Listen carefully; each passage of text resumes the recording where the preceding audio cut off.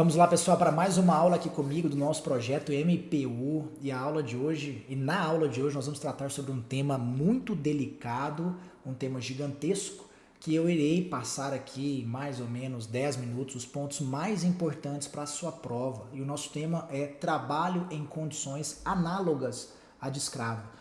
Tá? Isso daqui é muito importante para a sua prova do MPU, porque no seu edital nós temos temas relacionados à atuação do Ministério Público do Trabalho. Né? Você passando, se tornando um servidor, uma servidora do Ministério Público da União, você pode trabalhar dentro do Ministério Público do Trabalho. E trabalho em condições análogas à de escravidão é algo rotineiro no Ministério Público do Trabalho. Infelizmente, né, pessoal? É felizmente diante da atuação e da proteção que você vai estar ali ligado, mas infelizmente diante da situação que nós temos nos dias de hoje, tá bom? Perfeito? Então vamos aqui para a tela, nós já vamos aqui, e você precisa saber que o termo correto a ser utilizado é trabalho em condições análogas à de escravo, e não trabalho escravo. Por que isso, professor? Porque, digamos, lá no ano de 1888 nós tivemos a Lei Áurea. Então, desde este momento, salvo no juízo 13 de maio de 1888, nós não temos a figura do trabalho escravo. Muito entre aspas aqui. Né? Então, juridicamente, a partir dessa data, passou a ser impossível um ser humano ser propriedade de outro ser humano. Não existe essa figura de propriedade sobre outra pessoa. É por isso que nós temos hoje o termo técnico de trabalho em condições análogas à de escravo e não trabalho escravo. Isso pode fazer a diferença, por exemplo, em uma questão discursiva sua. É isso mesmo. Eu não sei se vocês perceberam um cortezinho rápido aqui, estamos em local diferente, né, no novo escritório aqui do MEC, graças a Deus por isso. E nosso estúdio aqui, ó, que vai ficar nessa sala ao lado aqui, tem uma entrada, está em reforma para termos uma decoração bacana aqui para as aulas do YouTube, para as aulas do Aprova MEC, Revisa MEC, enfim. Mas por enquanto nós temos esse espacinho para o livro e até uma torneira aparecendo. Né? Mas eu sei que você não liga para isso, você está aqui por conta do conhecimento, mas já já teremos um cenário muito bacana para as aulas. Tá? Então você que vai prestar a prova do MPU, tome muito cuidado. Não coloque, por exemplo, em uma resposta discursiva, digamos assim, não só no MPU, para qualquer coisa que você vá atuar posteriormente, trabalho escravo, mas sim trabalho em condições análogas a de escravo, porque a partir da Lei Áurea, juridicamente, não é possível mais uma pessoa ser proprietária de outra. Beleza? E o que você precisa saber sobre o principal, né? Trabalho em condições análogas a de escravo. Nós temos algumas situações que podem caracterizar esse tipo de trabalho. E nós precisamos estar atentos ao artigo 149 do Código Penal, pessoal. É isso mesmo. O trabalho escravo ele não está previsto expressamente na CLT. Nós temos algumas questões específicas na Constituição Federal, mas não no que caracteriza o trabalho escravo. É por isso que nós vamos lá no Código Penal, no artigo 149, posterior a modificações que tivemos, vamos conversar aqui sobre as elementares, aquilo que realmente pode caracterizar de forma mais atual o trabalho em condições análogas à de escravo. Se eu pudesse, eu ficava aqui com vocês conversando 2, 3, 4, 5 horas sobre a escravidão contemporânea, mas o meu foco aqui é realmente te adiantar, te mostrar, te ensinar aquilo que a banca da sua prova mais pode cobrar. E eu acredito, pessoal, que a banca vai colocar um caso concreto para você e vai te perguntar se aquilo caracteriza ou não trabalho em condições análogas à de escravo. E a primeira coisa que você precisa saber é que o trabalho, a sujeição a trabalho forçado pode caracterizar o trabalho em condições análogas à de escravo. E para você saber o que é o trabalho escravo, nós precisamos buscar o conceito que está lá na Convenção 29 da OIT. E essa convenção, pessoal, em um dos seus artigos e itens, nos traz que o trabalho forçado é todo aquele trabalho ou serviço que é exigido de uma pessoa, de um indivíduo, sob a ameaça de uma punição e que esse indivíduo não se candidatou voluntariamente para esse trabalho. Ou seja, nós temos a ameaça de penalidade e a ausência de voluntariedade na prestação desse serviço. Então é por isso que você tem que colocar aqui esses requisitos, ó. Ausência de voluntariedade mais ameaça de punição. É claro que essa própria convenção, pessoal, traz diversas exceções quanto ao que se caracteriza como trabalho forçado. Mas aqui não é para você estudar essa convenção em si, mas ter uma visão do que realmente pode ser considerado trabalho forçado. E lembre-se, quando a gente está tratando sobre trabalho em condições análogas a de escravo, lembre-se sempre da vulnerabilidade daquele empregado, daquele trabalhador, na verdade, que não tem vínculo de emprego aqui reconhecido. Lembre-se sempre disso. Então, uma das hipóteses é termos o trabalho forçado, que está previsto lá na Convenção 29 da OIT, e tem como conceito todo aquele trabalho ou serviço que é exigido de um indivíduo, de uma pessoa, sob a ameaça de uma punição com ausência de voluntariedade para a prestação desse serviço. Então, você força alguém a prestar esse serviço e, além disso, você ameaça impor uma determinada penalidade, punição, caso esse trabalhador não preste esse serviço, não trabalhe para você, ok? Então, trabalho forçado é a nossa primeira hipótese, certo? A segunda hipótese é a questão da jornada exaustiva, que você pode ter como característica, pessoal, a quantidade e também a intensidade. Professor, o que você quer dizer com isso? Porque nem sempre aquele trabalho que é realizado dentro da jornada normal, 8 horas por dia, 8 horas e 40 por dia, não pode caracterizar uma jornada exaustiva. Porque para que você tenha a caracterização de trabalho em condições análogas a de escravo por jornada exaustiva, você pode ter por quantidade jornadas de 15, 16, 17 horas diárias, sem dia de descanso, sem intervalo, um excesso de horas extras. Ou você pode ter também por uma intensidade maior de trabalho, que pode trazer um esforço excessivo. Coloca aqui comigo, coloca aí. Esforço excessivo. Você pode ter também, pessoal, uma sobrecarga de trabalho, esforço excessivo, sobrecarga de trabalho. Isso tudo pode caracterizar, sim, o trabalho em condições análogas a de escravo, mesmo dentro de uma jornada de 8 horas. Pensa no corte de cana. Você sabe como funciona o trabalho de corte de cana? Trabalho em indústrias têxteis, perdão aqui pelo português. Pessoal, além de você ter uma jornada totalmente alargada aqui, a forma que o trabalho é realizado é totalmente desgastante. Em uma das minhas aulas, que está aqui no YouTube, nos meus cursos, sobre o adicional de penosidade à decisão do STF, sobre a mora legislativa do Congresso. E eu cito o exemplo justamente do trabalho de corte de cana, em que você pode ter o labor em 8 horas diárias, por exemplo, e muitas das vezes passa disso, mas digamos que esteja dentro da quantidade ok, mas que você, pela intensidade do trabalho, dos movimentos embaixo de sol, muitas das vezes sem comida, sem água, ter um desgaste físico e mental fora do normal, acima de qualquer aceitação legal, psicológica, médica, o que pode caracterizar, então, trabalho em condições análogas a de escravo. E aqui você destaca comigo, justamente, vamos colocar uma outra letra aqui, uma outra cor, pessoal. Justamente, o trabalho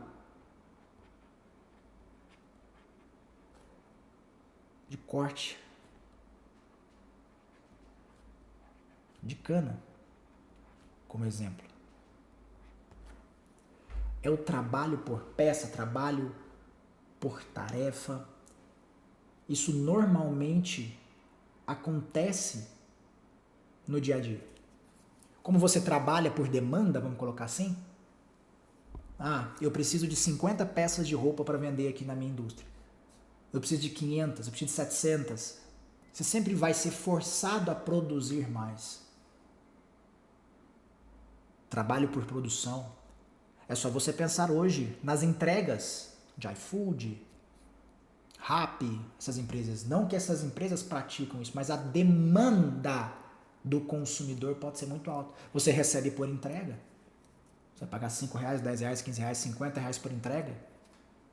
E lembre-se, nós temos a vulnerabilidade intrínseca a essas pessoas que prestam esse serviço, então você sempre vai querer o quê? Produzir mais. Trabalho por produção, trabalho por tarefa. E isso pode sim caracterizar trabalho em condições análogas à de escravo. Então, quando se trata de jornada exaustiva, você não pensa só na quantidade. A quantidade pode acontecer, 15, 16, 17 horas, sem DSR, sem intervalo, sem férias, sem nada. Mas a intensidade é o que mais acontece hoje em dia. Perfeito? Tranquilo? Terceiro ponto que pode caracterizar esse tipo de trabalho. Condições degradantes.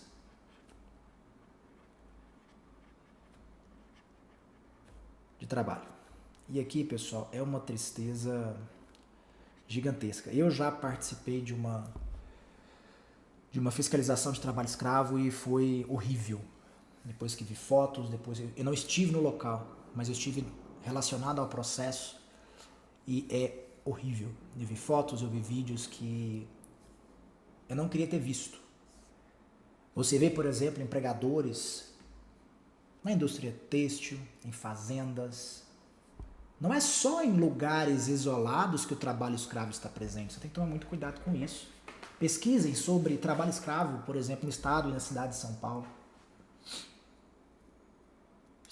Está dentro da Avenida Paulista, pessoal. Já foi descoberto trabalho escravo. Trabalho em condições análogas a de escravo.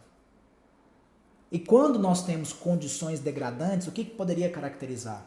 Falta de fornecimento de água potável, água quente para banhos, para tomar banho, falta de higiene no próprio local de trabalho, a insalubridade excessiva, a periculosidade excessiva,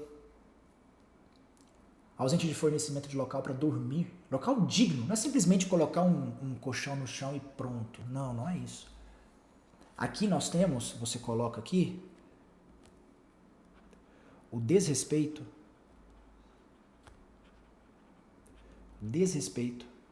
à dignidade do trabalhador.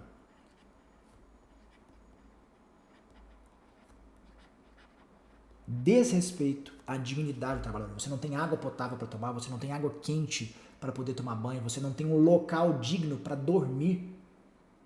Fornecimento de colchões finos, não há travesseiro, não há cobertas, não há nada nesse sentido. Ausência de alimentação saudável ao trabalhador. Então, condições degradantes, essas condições estão relacionadas à dignidade do trabalhador e ao meio ambiente do trabalho. São atos variados. Pode ser só a ausência de fornecimento de água potável, por exemplo, ausência de fornecimento de água quente para banho, alimentação, salubridade do local em que há o descanso ou o próprio local de prestação de serviço. Beleza? Tranquilo? E o nosso quarto ponto é o que nós chamamos de servidão. Servidão por dívidas. E o que eu quero dizer com servidão por dívidas? Meu querido aluno, minha querida aluna, vou até aproximar aqui de vocês.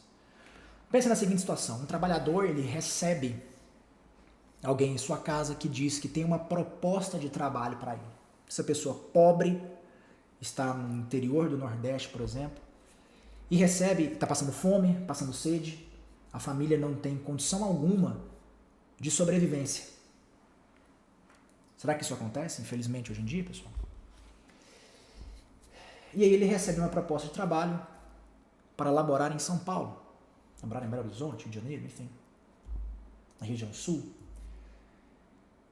Só que diante da sua vulnerabilidade social, da sua vulnerabilidade econômica, ele nem percebe as condições que esse trabalho vai ser realizado. E muitas das vezes acredita em mentiras descaradas dessas pessoas que mexem, que recrutam a mão de obra, famosos gatos.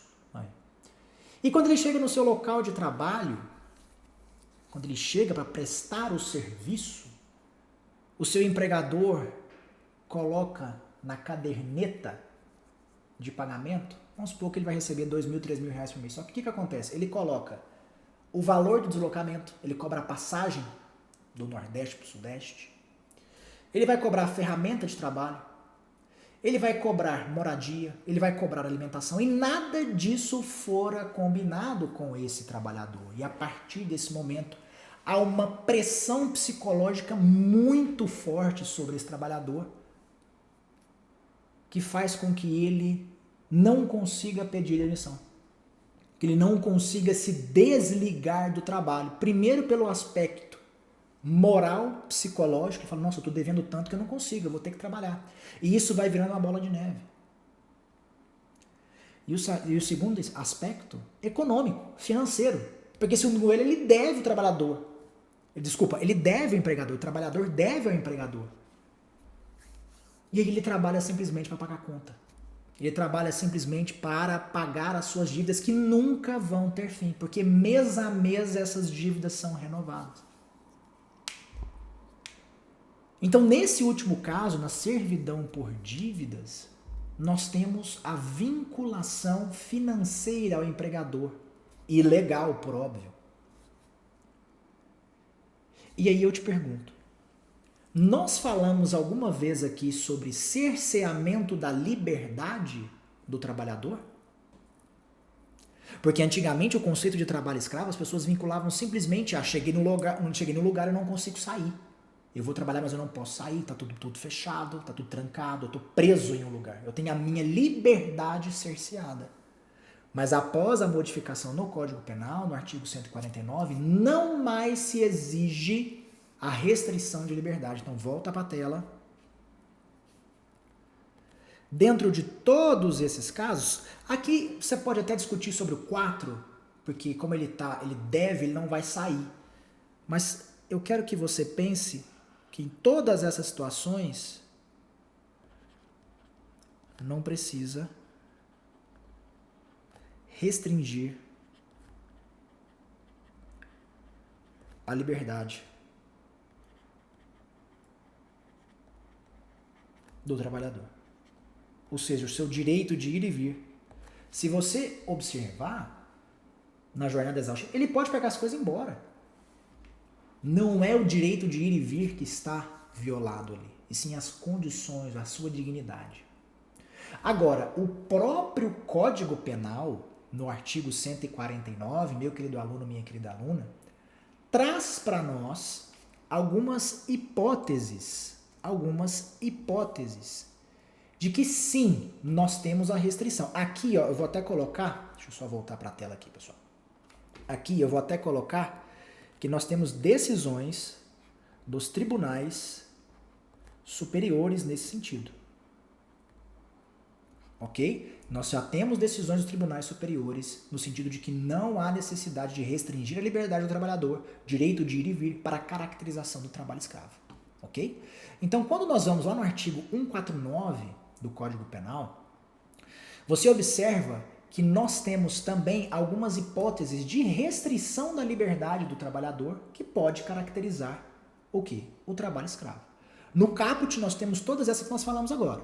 O trabalho forçado, submissão a trabalho forçado ou jornada exaustiva, sujeição de condições degradantes de trabalho e restrição da locomoção por dívida contraída com o empregador ou preposto. Então, nesse último caso aqui, nós temos a restrição da liberdade. Mas o parágrafo 1º nos traz que vai incorrer nas mesmas penas quem? Aí tá lá. cerceia o uso de transporte por parte do trabalhador com que tenha como objetivo, ou que tenha o objetivo de retê-lo no contrato de trabalho, no local de trabalho. Então, você não vai poder acessar carro, ônibus, bicicleta para você ir embora. Não. Nós vamos cercear o meio de transporte, qualquer que seja, com o objetivo de reter o trabalhador aqui no local de trabalho. Aí você tem restrição da liberdade, do direito de ir e vir. E além disso, vai incorrer na mesma pena quem mantém vigilância ostensiva no local de trabalho. Você viu quando você chega em fazenda, tem muitos capachos armados na porta da fazenda? Quem que vai ter a coragem de sair? O empregador já está vulnerável, já não tem nem mesmo condições físicas de sair, porque passa fome, passa sede, está com condições degradantes de trabalho. Quem que vai sair correndo, pessoal, com ameaça de tomar tiro? Espero que o YouTube não corte meu vídeo por conta disso, por causa dessa expressão. E além disso, se o empregador também se apodera dos documentos, pega a carteira de trabalho, pega RG, pega CPF, pega objetos pessoais do trabalhador, também com o fim de reter no local de trabalho, o que vai acontecer? Pode ter a caracterização do trabalho em condições análogas à escravo. Então nós temos hipóteses que você não vê a restrição da liberdade do direito de ir e vir de forma direta, e outras hipóteses que você verifica sim. Servidão por dívidas, pegar documentos pessoais com o fim de reter o trabalhador no local de trabalho, vigilância ostensiva também com o fim de reter o trabalhador no local de trabalho, restringir o uso de meio de transporte com o objetivo de reter no local de trabalho. Então tome muito cuidado com isso. A escravidão hoje não mais se restringe a hipóteses de restrição do direito de ir e vir. Perfeito?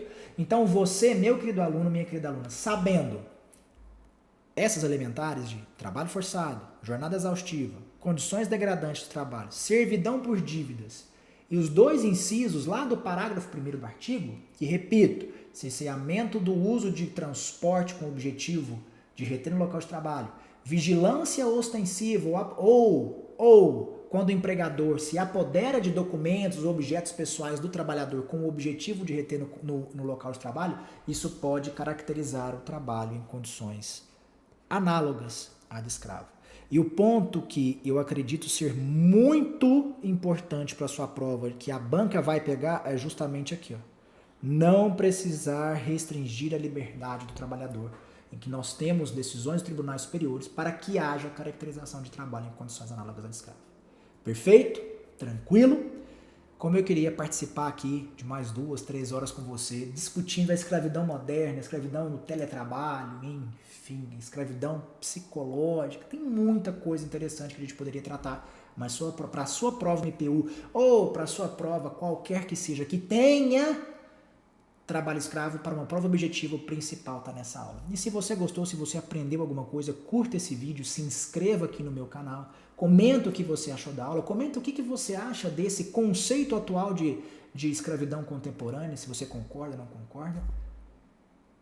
E não perca os próximos vídeos aqui do canal. Se inscreva, ative as notificações para não perder nada. Espero que você tenha gostado, um forte abraço, bons estudos e até mais.